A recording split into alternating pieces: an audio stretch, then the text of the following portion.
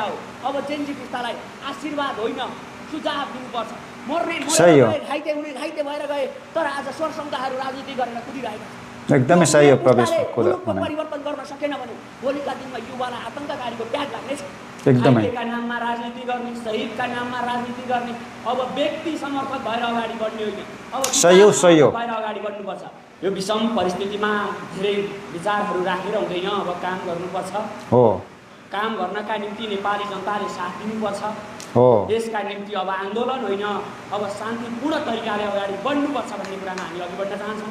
एकदमै अलिकति के भएको छ भने मुलुक परिवर्तन गर्नका निम्ति अब नेपाली जनताले साथ दिनुपर्छ भन्ने कुरामा हामी अगाडि बढ्न चाहन्छौँ। एकदमै त्यसो भएको हुँदा हामी के भन्न चाहन्छौँ भने अब कुनै पनि राजनीति नगरिकन घाइतेका नाममा राजनीति गर्ने, शहीदका नाममा राजनीति गर्ने, अब व्यक्ति समर्थक भएर अगाडि बढ्ने होइन, सही हो विचार समर्थक भएर अगाडि बढ्ने।